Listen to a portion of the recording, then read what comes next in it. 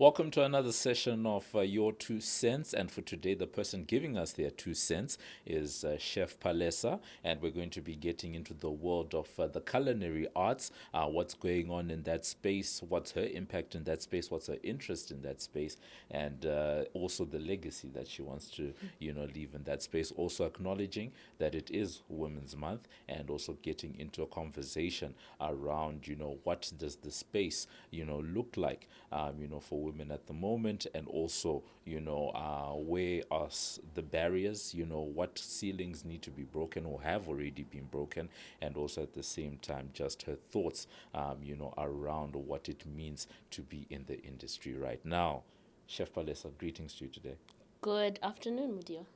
So let's get into a couple of things.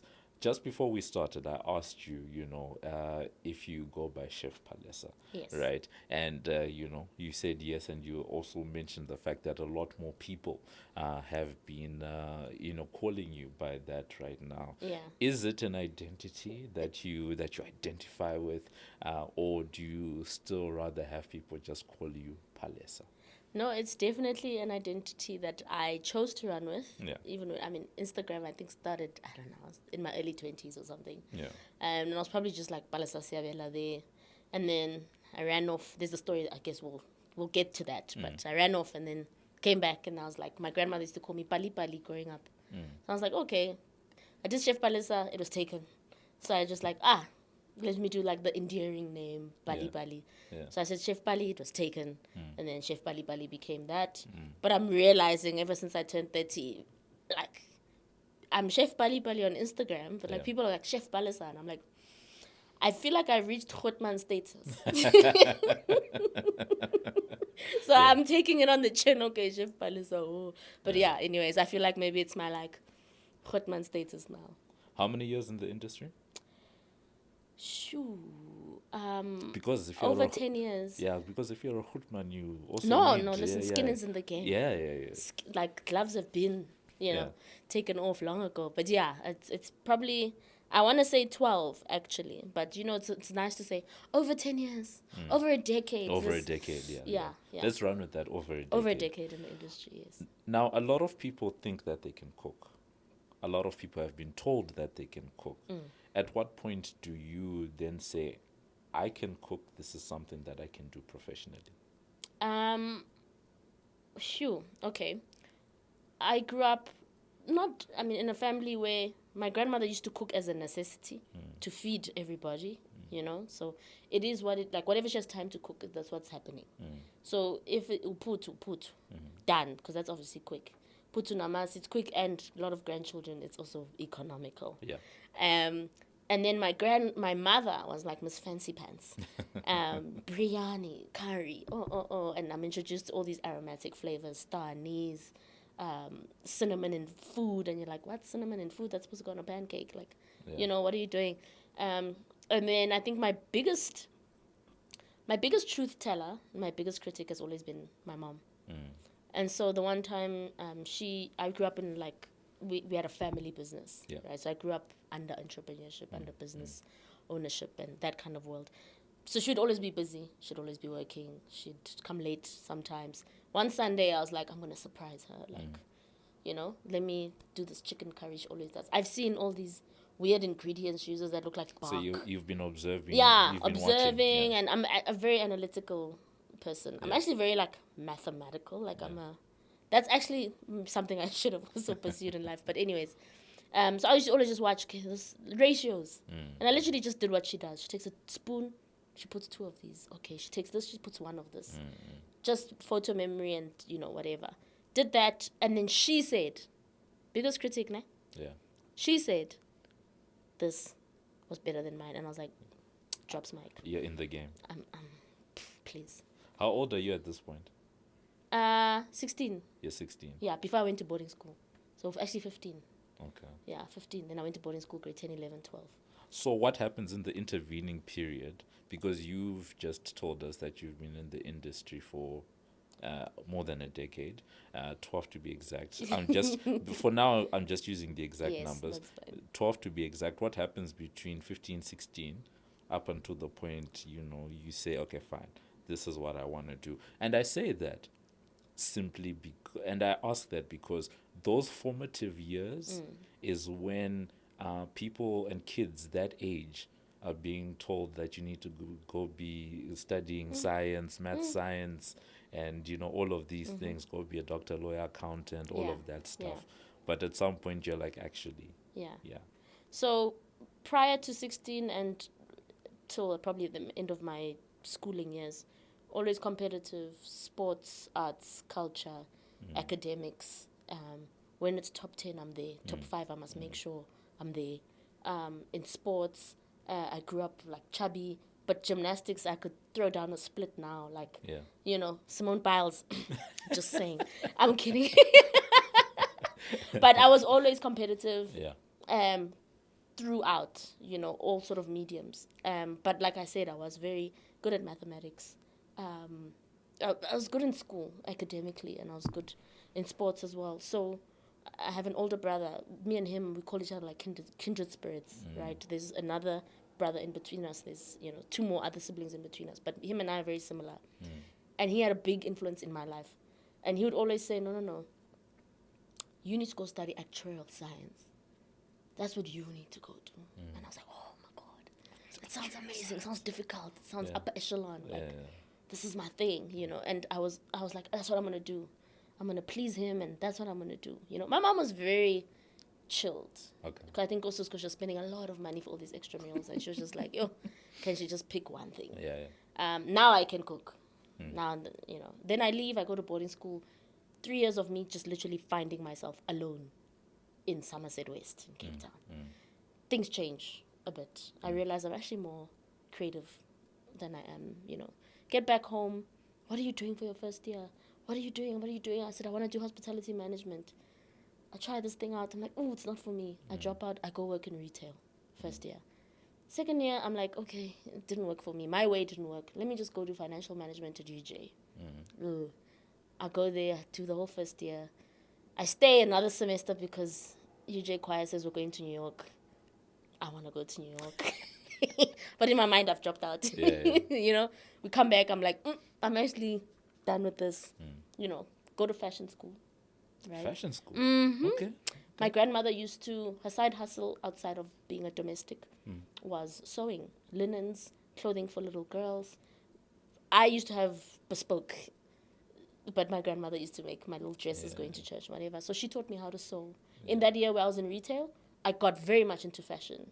And I was pretty, I was pretty good. I was working at the Platinum Group, and I was just good with customers. And I knew what people should wear, and, and I was like, oh, this is, and then go home after work, go to my grandmother's house, she'll teach me, okay, you want to learn how to sew, let's do this thing. Then I had a fashion company, like a proper thing called Kate Couture. I used to make clothes for people. I used to go to China. I used to white label, basically. Had my own label. I'd buy like individual pieces, come back home, sew them on.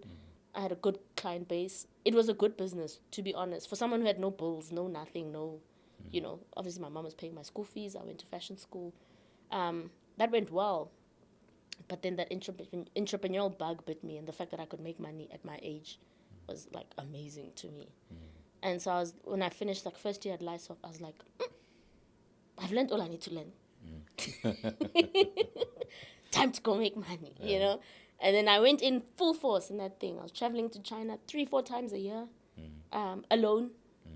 And I was a kid, man. I was 21. I did that for a good 2-3 years or something. And then in between that, my mom would say, oh, Stockfell is coming to me. Can you cook for us? And then she would say, invoice me so that I can pay you. Okay. I was like, So that's your first experience. That's my first experience. Someone is willing to pay. Someone is willing to pay. Okay. I mean, albeit my mom, but she's also making me be very like systematic and like, understand that you must invoice for someone to pay you. You must value yourself first. Yeah. And then, people will pay for whatever value you bring to the table, literally. And so that's how it actually started. And I was like, oh, okay. And then her friends would say, hey, but we had good food there. Let me call her. But please do a different menu for me. So that was my first customer base. 12 women, Stockfell once a month. And I'd probably get maybe 4 or 5 of them. Oh, nice. Yeah, in the year, which was fine. And I wasn't saving that money really. I'd be like, oh, I want to go to Cape Town. Or like, I'd blow it fast. But Yeah. it was nice because it was mine. I Yeah. didn't have to ask my mom or, I would just do whatever it is I wanted to do with that money. So that's, yeah, I think I've answered your question thoroughly. Very much. Yeah. I guess the interesting piece for me is all the skills that are coming together, Yes. because your brother has identified that you're analytical enough and mathematical enough to go pursue something as difficult as actuarial science. You know how to cook. You also know how to sew, and you've got your mother's teaching you how to implement systems. Yeah. For running a business. That's actually quite an interesting piece. I'm gonna come back to this story, Okay. but I wanna pause quickly and shift to something else. Money. Personally, I think as a society, we don't have healthy enough conversations about money, Yeah. and that there's a lot more that could be done in the household, in our communities, friendship circles, all of that stuff, to encourage people to talk about money and all of that stuff. You are very money focused from a young age, right? What's your relationship with money? I don't respect money. Money is the one thing that will turn on you now. Like, I understand the Bible when it says the love of money, because you will do whatever it takes. And all you need to do is just have a little patience, and in 3 days, they'll pay that invoice, really. Like, but my relationship with money is a bit candid. I can say I treat it like a relationship with something I can see, right? Because even that, and I think the word relationship is perfect. The way we need to view money is like any other relationship. It's cyclical. It comes and it goes. Your input versus output. So everything is cyclical when it comes to money, right? It can also be linear, but what I'm saying is it moves. Yeah. It's never stagnant. Yeah. Sometimes there's a lot of money going out than it is coming in. Yeah. I panic. But I've also learned to panic in silence, within, and be like, okay, introspect quickly. What can we do? What are we not doing right? Why is it that every time this season comes, or when it's winter, why is business slow? What can you implement better when business is picking up? Yeah. So that you prevent, that winter, slowness in business, that winter drag. I call it a winter drag. And it happens everywhere, even in corporate, whatever. But I'm just saying, I have to understand that this whole thing is cyclical, and I have to look at it like a relationship. What can you do to prevent what happened in a previous relationship to happen in the next one? Yeah. It's a consistent flow of introspection, of conversation with money. I humanize money. Sometimes I'm like, lento, sometimes it's dumb. Really? Yeah. So you talk to the money? I talk to the money, bruh, and I'm like, come on. I mean, you look good on me. What's your problem? Why are you shying away? I'm also Christian. I'm also a praying woman. So part of those conversations for me are with God, and I'm like, okay, my guy, what's the deal now? What's the lesson? Let's move quickly. What's the lesson? And having been raised under parents that have always run businesses. So this is now you have parents that don't clock on the 25th, hey?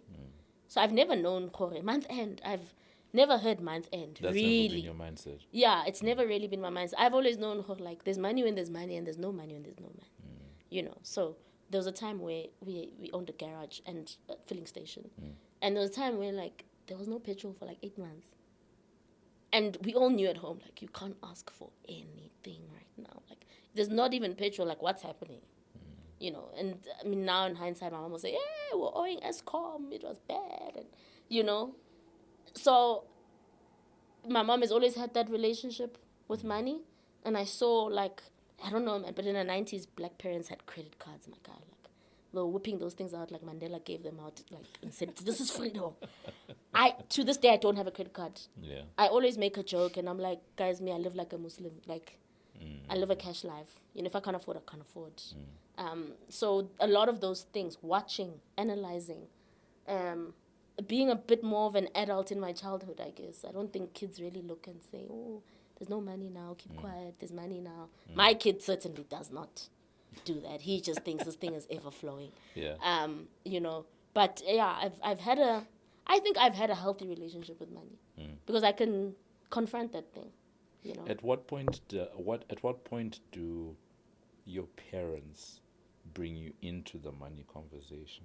Because when you're talking about this 8 months where there was no petrol, that sounds like it was an unsaid, unspoken type of thing. It was internal trauma. Really? So the fact that I remember it even now, I think, what do they call it? Core memory? Yeah. Yeah, I think it was that year I was like, this is core. And even my mom, speaking about it, like in hindsight, she's like, never sapatala school fees. Like, we didn't pay fees. We were negotiating at school that whole year. You know, and it's like 3 kids in like a private school. And you know you're really negotiating as that black family, you know. So, yeah, it was... And she was... I think my mom was actually sort of sharing the load, man. I can... Now, as a mom, I can imagine. I fully empathize but like I say, I was always like a bit of a helpful kid. I was the last born, but I still feel like a firstborn. Like I have a lot of like firstborn tendencies, you know. Do you know what made me? I didn't even need to ask that you were the last born. Yeah. But I kind of intuitively knew. How? Because you said you had a really great relationship with your oldest brother. Oh, okay. Right. Well, I gave it The away. oldest kid and the youngest kid, for some reason, okay. The studies have actually shown that those two people usually, had no idea. They get each other for some reason. No, we get each other a lot. Even like till this day, like he'll always get me. So, yeah, that, I mean, I think, I hope I've answered you there. No, you definitely have. And now that, you are in business and you are running, maybe you could give us a picture of the Chef Palesa empire. What does that look like right now? What entities, what services are we offering in that space? Okay, so I run a catering company. At its base, it will always be that, right? That's what I'm known for. It's what I love. Yeah. I love people. I love entertaining. I am, all those psychometrics and all those tests and whatnot. I am more of an extrovert.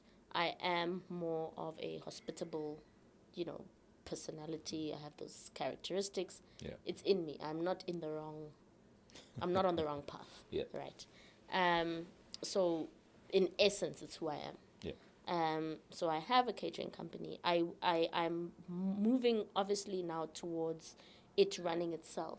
So I'm not always in the forefront. Yeah. And when I say forefront, I'm the one negotiating. I'm the one, I'm the salesperson now. I'm no longer really the chef in the kitchen. Yes, I'll write out the recipe. I'll formulate the menu. I understand clients very well. I know what they need. I know what they need before they know what they need.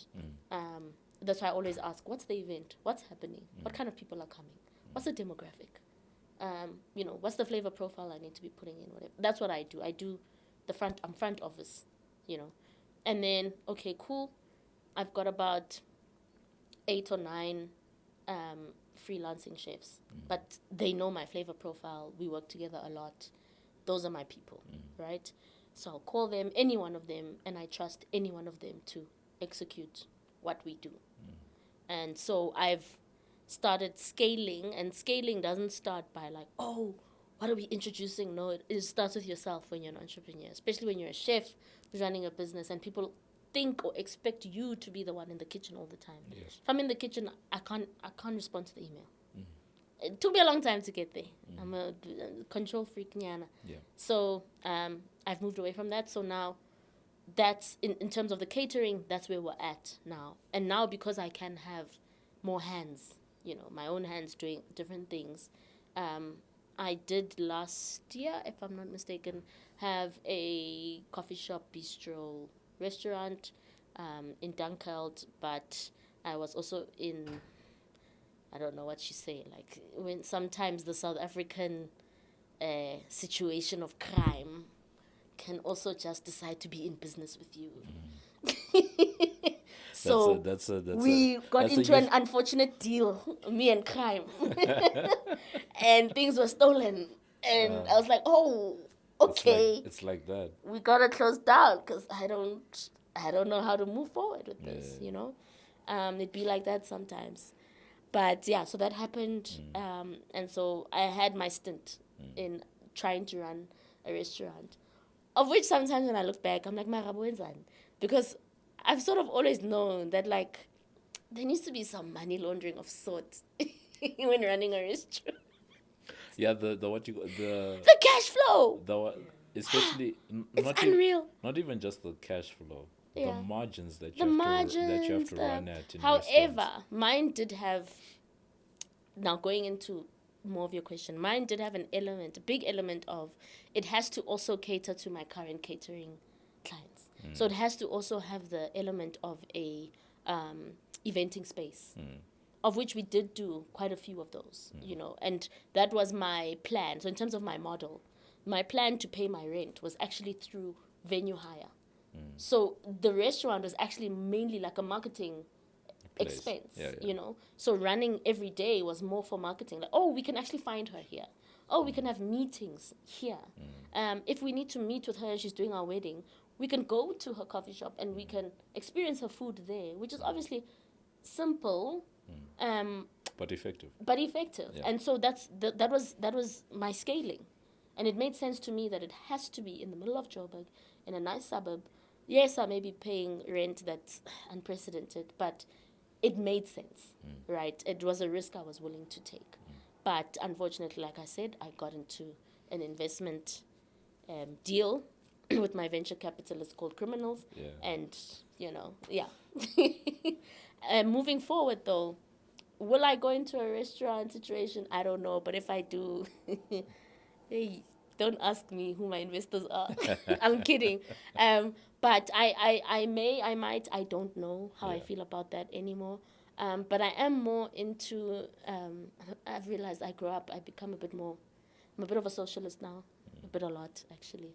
And I'm more into just how are we plugging in as entrepreneurs to assist South Africa, right? Yeah. So I'm more into that. I'm more into advocacy. I'm learning more about food security. Yeah. I'm more into the business of food now. Yeah. And just catering to people that can afford your food it's not healing my heart when I'm very empathetic. So for me, it's not speaking to me as much as it used to. I can do it. I've proven that. It's 10 years in the game. Great. But now what's the legacy part? Yeah. What are you changing in this industry? When I started, people were oh mamo pegayo, it was just like, hey, caterers are so unreliable. They're never on time. They're not professional. I think I was one of the first in the game to sort of change the narrative, especially amongst black people, which is the majority in this country. And that's who I actually wanted to serve and change their minds. And even if it's your funeral, even if we're always going to be professional. Yeah. And I wanted to bring professional culture into the industry. And I've seen it happen more and more. Like, unprofessionalism is being pushed to the side. Yeah. So, la mama lawyer, ofiga late, no. People are like, hey, maybe we should have just paid more. Yeah. And gotten a more professional. So I think I was definitely a driver of that movement. Yeah. So we're going places. Yeah. But it's definitely more of advocacy, food security, That type of thing. Yeah. I'm curious about two things. Firstly, who is the typical client for yourself? Okay. Right? And then tied to that is the aspect of scaling that you were talking about just now. Yeah. Businesses that have either a creative or a bespoke element to them are some of the hardest to scale, right?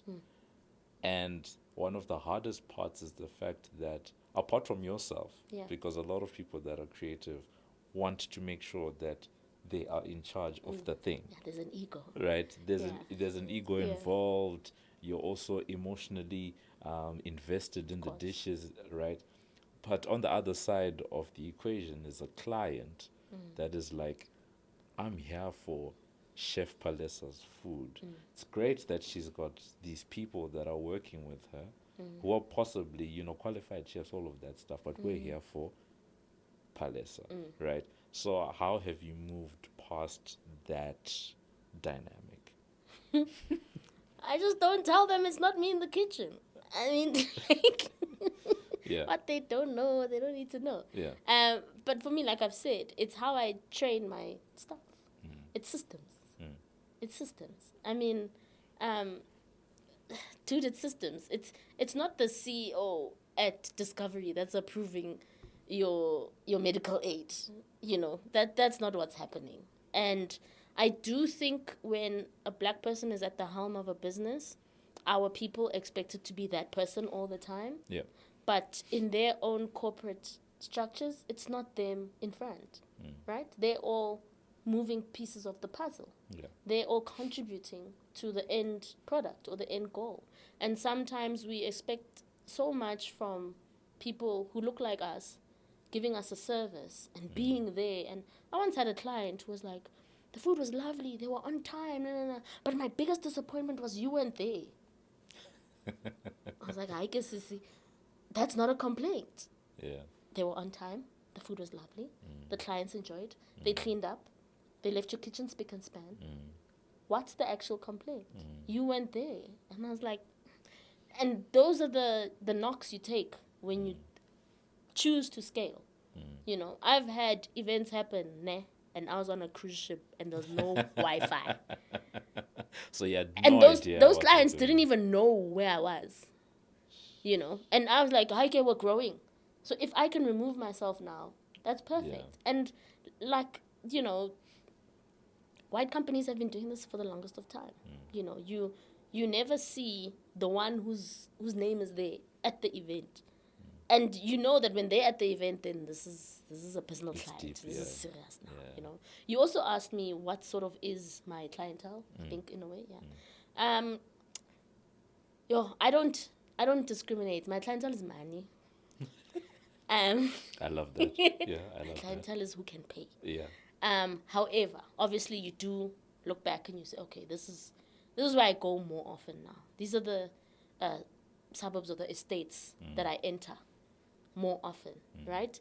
But then those same clients have a Coco in Soweto who may have passed away in COVID. Same clients that call me and say, yeah, but not that price, ne? Do you get what I'm saying? Yeah. And I understand because the pricing model for a funeral is completely different to a wedding. Right? Wedding has planning, it has budgeting, it has prestige, it has a bit of a show-offy ego nature, right? Your wedding must be the best day of your life. Yeah. So there is a pricing, there's an inflation of excitement that we add to our pricing. And also of staffing and of funerals are more like, don't worry, the community will dish up. Don't worry, my aunts can help with the chopping. Or people usually break down what you usually put into your pricing structure in general. So in COVID, I was literally doing, sadly, right? But I mean, sadly, but business was good. It's tricky. It's ironic. But yeah, like it's that. ironic. Yeah. But we would do like 3 funerals a week. But it was at like a base price, right? People don't know tomorrow. They don't know if they're actually going to still be in their workplace. They don't know if they're still going to be working from home. They don't know if it's retrenched. So there's a lot of fear, right? So I have to match fear, the macro and the micro, all in that pricing. And it just became a situation of, we can do this for you, una malini. It's COVID. Everybody must adapt or literally die. And I've also realized that I sell convenience. So that's another part of the other question you asked. I'm in the business of convenience, right? I'm in the business of you having 2 hands to do other things. Yes. I am a servant to you. And so however I can serve you, but that also makes business sense. I'm there for you. So for me, if it makes business sense, you're my client. If it doesn't, no. And I've also learned to be okay with no. And that's also part of my relationship with money. Because I've worked almost said other words, my back to the bone. And when the money came, I'm like, not "Oh, this. this was not worth it." Yeah, yeah. So I've managed to balance that as well with myself as well. Yeah. And that's why some events or some gigs I don't attend because I'm exhausted. Yeah. I'm exhausted. Yeah. It's actually pretty great when I think it's really great when a person actually realizes the business that they're in. Yeah. The example I typically give is nightclubs, Mm-hmm. right? Nightclub is not a place of entertainment, right? A nightclub is competing with Pick and Pay liquor or Checkers liquor. Yeah. It's a liquor store Yeah. that's just using the entertainment to get you into the door, Yeah. right? And I think it's always great when people arrive at that point to say, what problem am I actually Yes. solving Yes. for?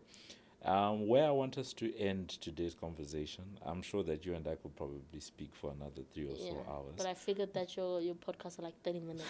And I was like, "Ooh, this guy's going to be in trouble with me." But yeah. Is the fact that funding for businesses is really topical wherever you talk, whether it's private equity, venture capital, small businesses, everyone is trying to solve for the funding aspect when it Yes. comes to businesses, and women-led businesses find it especially hard to find funding for their ventures. The question I wanted to ask is maybe not necessarily how are you funding. I am interested in that, but what I'm more interested in is what funding avenues are available for a business like yours, right? Is it debt bank? Is it friends, family? Is it loans? Is it, are there venture capitalists willing to invest in this space? Like, what's actually open to you on a realistic level? Okay. I think I'll answer it maybe in 3 parts. Initially, it was definitely not even friends, just family. Family being the ones who gave birth to you. Because they don't want to see you fail, and it's very like endearing and like, oh my poor kid, Yeah. Then moving forward, then maybe it's a bit of extended family. My sister maybe could throw in like a 20,000 rand loan, or whether I paid back or not, it's okay, kind of thing. And that was early stages, right? So when you're starting, just get your family in on it. And sometimes the loan is not money, it's help, it's a car, it's hands.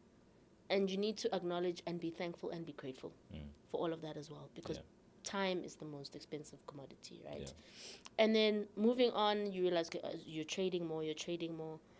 To be honest, it's funny that women are the ones who cook traditionally growing up in the house, right?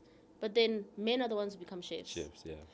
And so when it comes to then more on like a macro scale of people getting funding and whatever in a business, the men get it before you. I've seen it so many times. And I'm just like, oh, okay, whatever. It is what it is. I have to outprove myself. I have to outwork. I have to, And only recently, I don't say recent, like 10 years now, can I now get from a lending agency, still not from the bank, a lending agency. I still don't have a credit card, mind you. I get it because I also don't have a good credit score. Yeah. But if I was in Dubai, it would be great because I'm not a lending. I'm not a you know. I don't have accounts and all stuff. So I have an account now. I have a vehicle and blah blah blah. But I've only now it's lending agencies, and these are very modern, right? Like Lulaland or whatever. Yeah. So Lulaland and their subsidiaries. I won't Okay. mention them because they're not paying me. That subsidiary, and so that's what I'm getting. But we're getting it at what? At like a 29%. Yo, sure. And yeah. I'm feeling Part of me yeesh. feels like mentioning them now because I'm quite dealing. But yeah. And it's insane, right? And they're taking money from you bi-monthly. And I feel like other people can structure deals differently. I'm just literally getting like whatever I can get. Yeah. A lot of stuff for me is also like self-funded. So I'm churning money, right? So I'm receiving. How do I use this for this, use that for that, I pay myself the most minimal salary. Literally, it just covers whatever's being debited from my account, and then we're good, So it's been in stages, and it's still not easy. Venture capitalists don't understand our business. Yeah. Investors don't understand our business. It's still in their books. It's still like high risk. especially restaurant side of things, that's still also very high risk. The educational side of our business is less risk, but in general, it's an industry that garners no respect, to be Wow. honest. And people honestly just treat you like the help. The beauty industry is also service driven, but obviously because it has more product, right? We can have products. Woolies is doing all these things now, mukhodus and whatever, and they're putting them out there and whatever. We can have those products, but we need the marketing push. We need the, but people still say, oh, but this is, the margins are small.